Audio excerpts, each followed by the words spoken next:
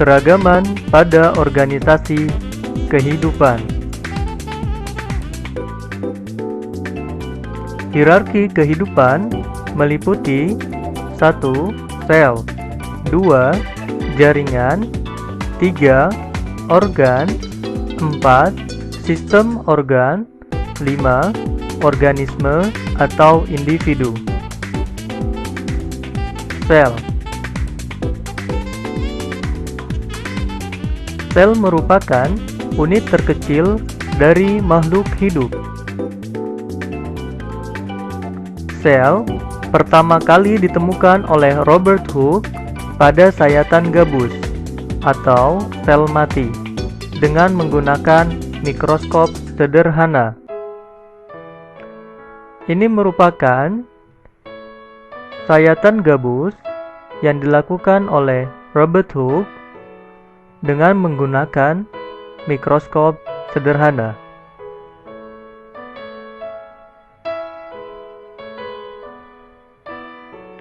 Makhluk hidup yang tubuhnya tersusun oleh satu sel disebut makhluk hidup uniseluler.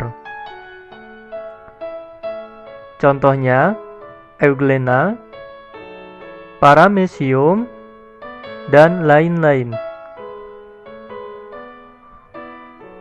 Sedangkan makhluk hidup yang tubuhnya tersusun oleh banyak sel disebut makhluk hidup multiseluler, seperti binatang dan manusia.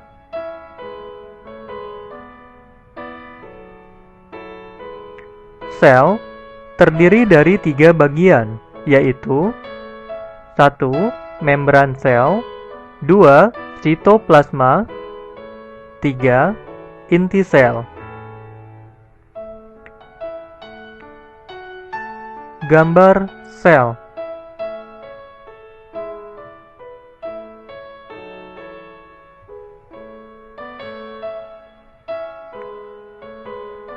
Bagian sel yang pertama ialah membran sel. Kemudian yang kedua, sitoplasma. Di dalam sitoplasma terdapat lisosom, sentriol, badan Golgi,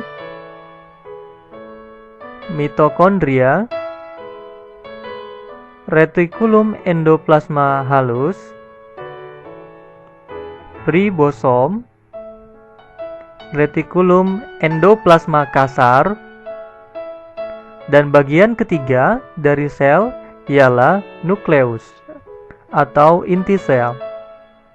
Inti sel terbagi menjadi 3, yaitu nukleoplasma, nukleolus, dan membran inti.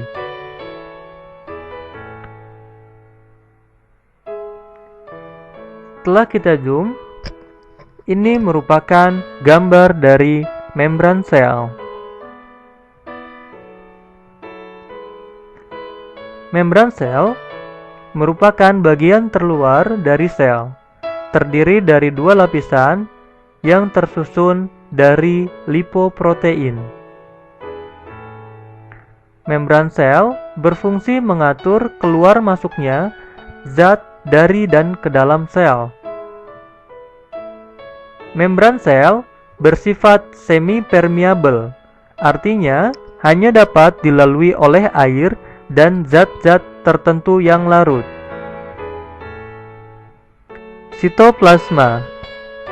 Sitoplasma merupakan cairan kental seperti plasma yang terdapat di antara membran sel dan inti sel.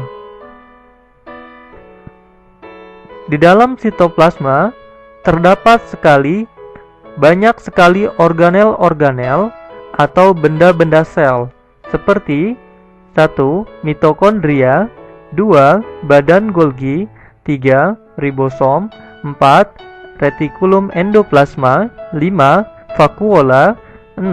Kloroplas 7. Sentriol. Mari kita pelajari bagian-bagian sel yang terdapat di dalam sitoplasma. Gambar dari mitokondria. Mitokondria berfungsi sebagai tempat respirasi atau pernapasan sel.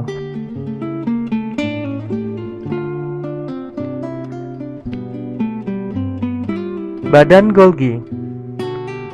Badan Golgi berfungsi sebagai alat pengeluaran.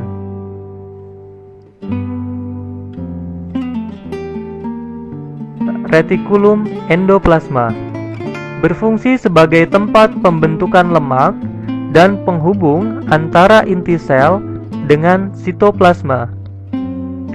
Retikulum endoplasma terbagi menjadi dua, yaitu retikulum endoplasma kasar yang karena ditempeli oleh ribosom dan retikulum endoplasma halus yang tidak ditempeli ribosom.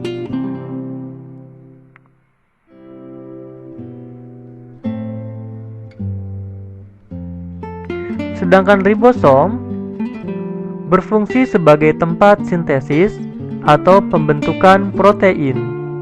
Ribosom pada gambar tersebut merupakan bintik-bintik kecil yang berwarna ungu. Ribosom biasa menempel pada retikulum endoplasma kasar dan tidak terdapat pada retikulum endoplasma halus. Sentriol. Setelah kita zoom, sentriol hanya terdapat pada sel hewan, berperan dalam pembelahan sel hewan. Kemudian, lisosom. Lisosom hanya terdapat pada sel hewan, berfungsi untuk mencerna makanan dan menghancurkan atau mendaur ulang organel sel yang rusak atau tidak terpakai lagi. Inti sel.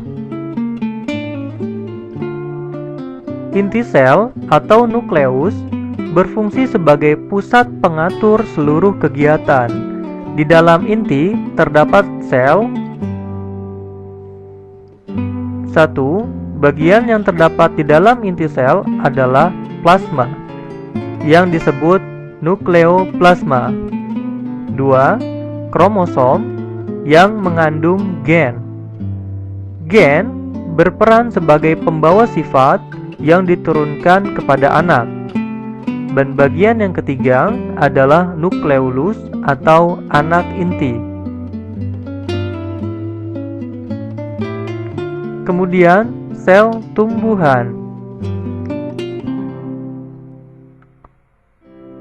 Di dalam sel tumbuhan terdapat dinding sel, vakuola, dan kloroplas. Ketiga bagian ini merupakan organel-organel yang tidak dimiliki oleh sel hewan.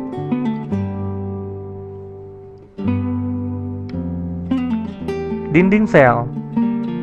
Dinding sel hanya terdapat pada sel tumbuhan, bersifat kaku, berfungsi mempertahankan dan menentukan bentuk sel. Vakuola. Vakuola berfungsi sebagai alat masuknya makanan atau sebagai pencernaan, juga sebagai alat pengeluaran. Vakuola pada sel hewan sangat kecil, bahkan tidak ada. Sedangkan pada sel tumbuhan, vakuola sangatlah besar, 70% dari isi sel. Kemudian, kloroplas. Kloroplas hanya terdapat pada sel tumbuhan, mengandung klorofil dan berperan sebagai alat dalam proses fotosintesis. Kemudian, perbedaan sel hewan dengan sel tumbuhan. Perbedaan sel hewan dan sel tumbuhan dapat dilihat pada tabel berikut. Sel hewan diberi tanda berwarna merah dan sel tumbuhan diberi warna kuning.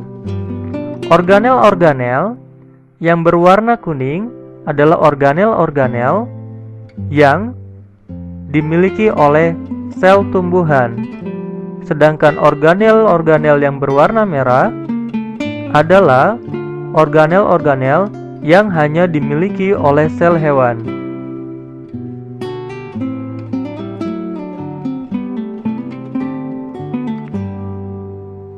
Perbedaan sel hewan dan sel tumbuhan juga dapat dilihat pada gambar berikut.